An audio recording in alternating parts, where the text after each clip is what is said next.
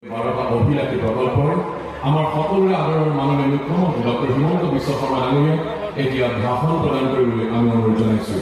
আহক এদাৰি হাত চাপৰি আমি তেখেতক আদৰণি জনাওঁ। সাংবাদিক বন্ধু বান্ধৱীসকল, বিশ্বনাথ জিলাত সংহত জিলা উপায়ুক্তৰ কাৰ্যালয় হওক, নতুন কামাণ্ডো বেটেলিয়নৰ স্থাপনা, জিলা পৰ্যায়ৰ ষ্টেডিয়ামৰ স্থাপনাকে আদি কৰি প্ৰায় 423 কোটি টকাৰ উন্নয়নমূলক আঁচনি আজি আমি আধাৰশিলা স্থাপন কৰিছোঁ। ইতিমধ্যে বিশ্বনাথত medical college, engineering college, BEd college, বিভিন্ন শৈক্ষিক অনুষ্ঠানবিলাকৰ কামো আমি আগবঢ়াই লৈ গৈ আছোঁ।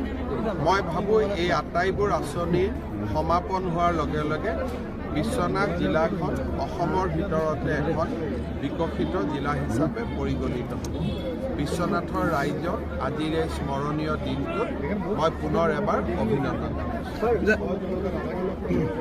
আজি আৰু ইয়াত এইটো প্ৰসংগ কেনেকৈ আহিলে?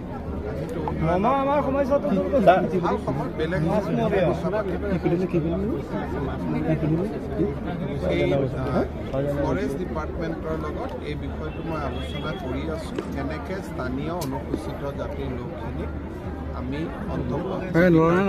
দিব পাৰোঁ।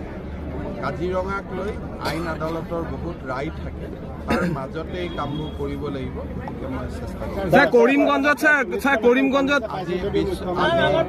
আজি আমাৰ বিশ্বনাথৰ ইমান ভাল দিনটোত আমি ইয়াত হিমাচলত কিয় টানি আছোঁ?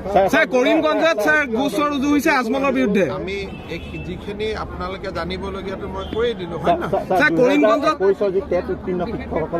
ইয়াত আমি কিয় পাতোঁ? কৰিমগঞ্জত গোচৰ ৰুজু হৈছে। কৰিমগঞ্জত আজমলৰ বিৰুদ্ধে গোচৰ ৰুজু হৈছে। ইয়াতে আজমল আহিছে নেকি? নাই ছাৰ। Assam Focus.